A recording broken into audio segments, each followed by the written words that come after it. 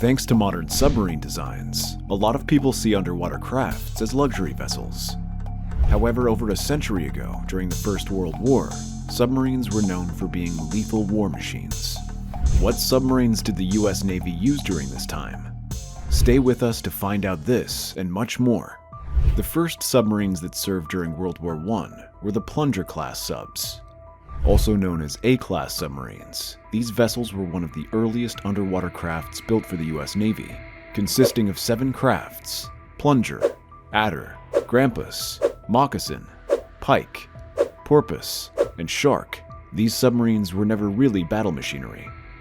In fact, they were originally built between 1900 and 1903 to serve as training and experimental vessels so the Navy could get used to using such crafts for battle. However, they were later stationed in the Philippines in 1911, where they served all through the First World War.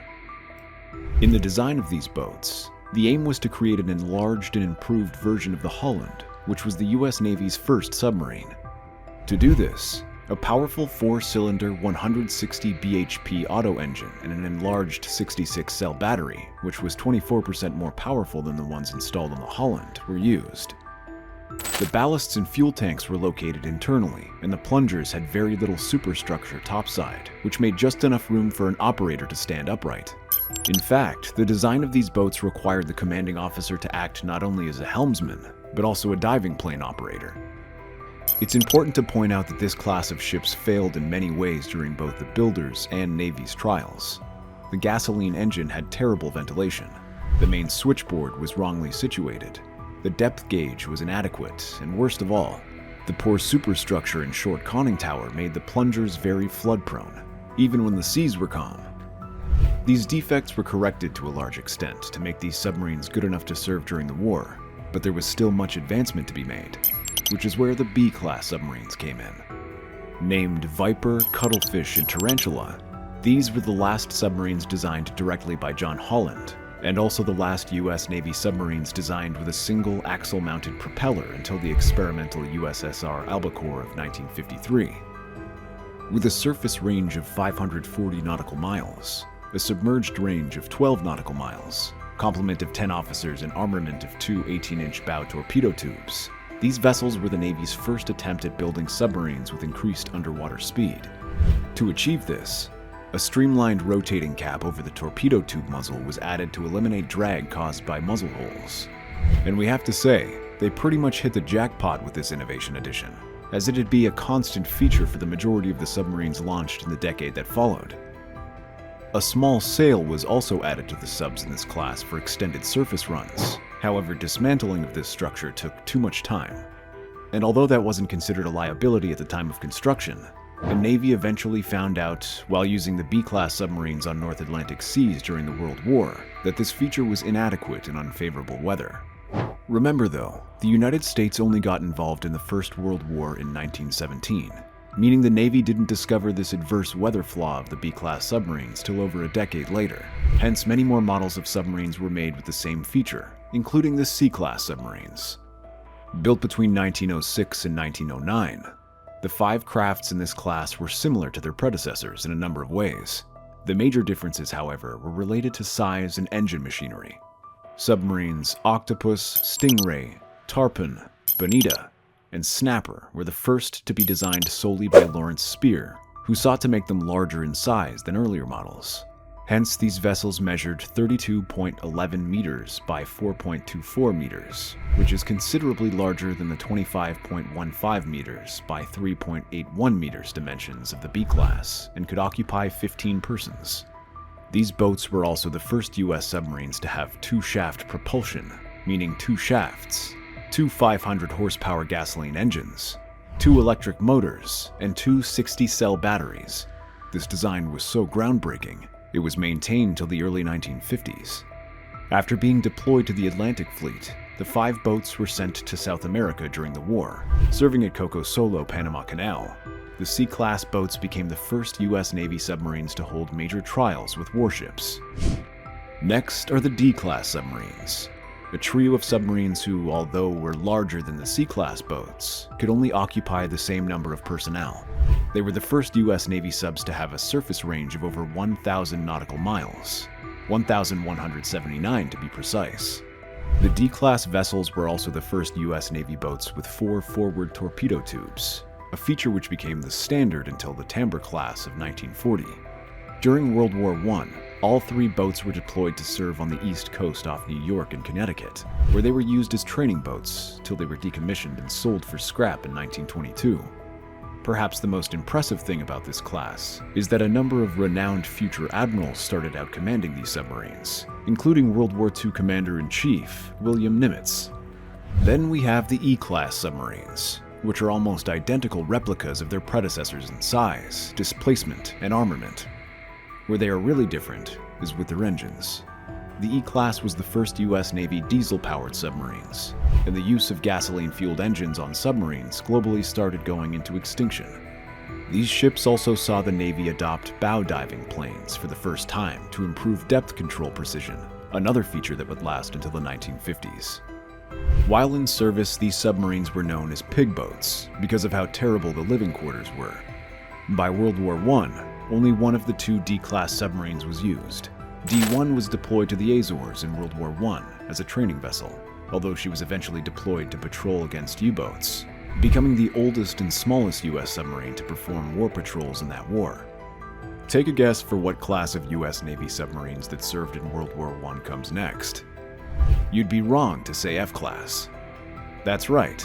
The 4 F-class submarines which were built in 1914 never took part in World War I, as one of them got lost in 1915 due to a battery acid leak corroding the hull and the other 3 not being needed anywhere near the Pacific, where they were stationed.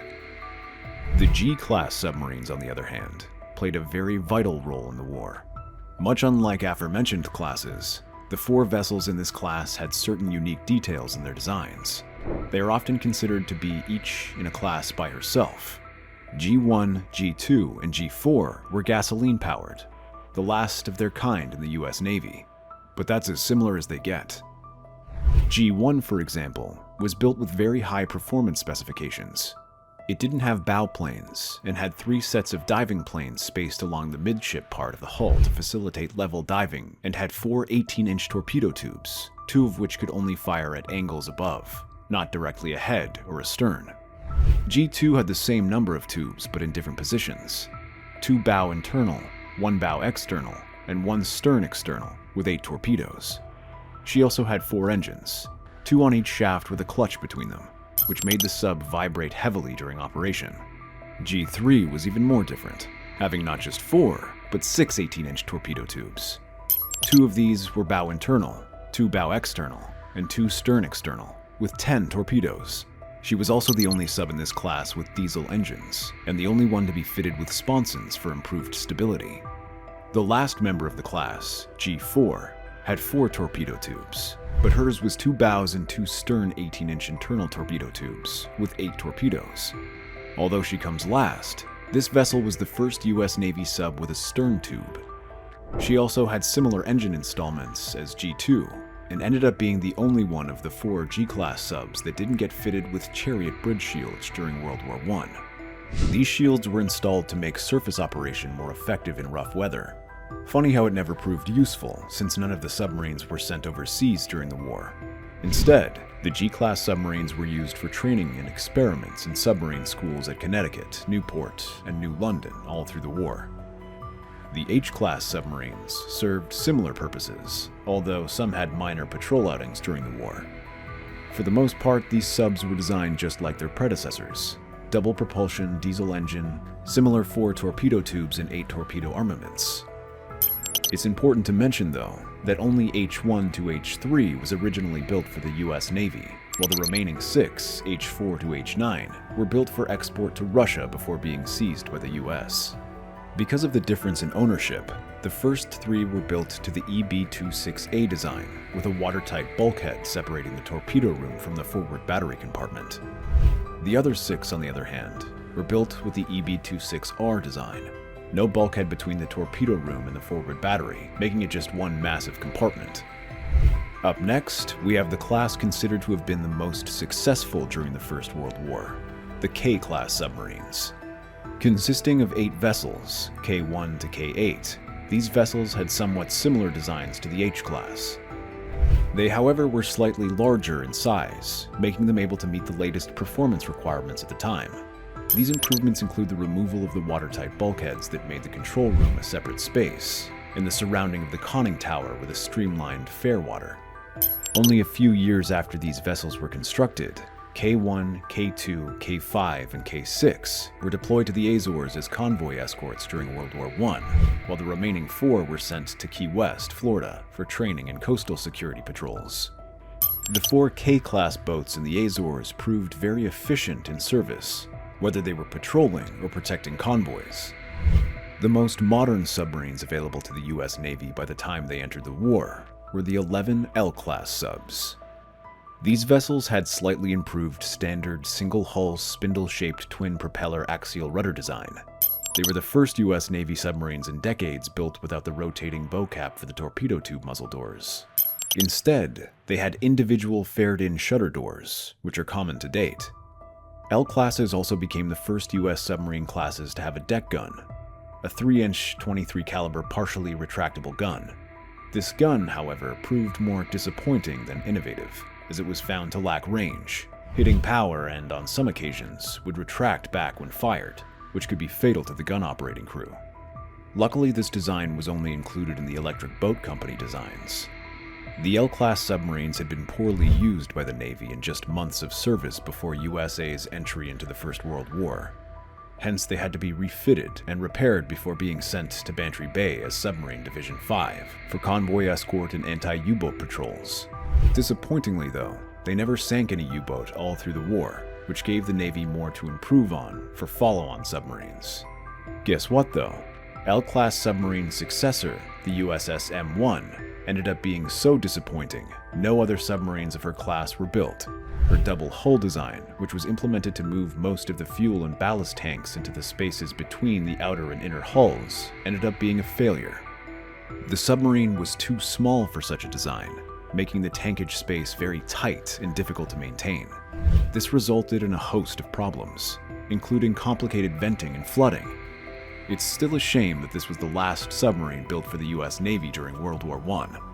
That's all for this video about submarines used by the US Navy during the First World War. Check out our other videos for more exciting history like this.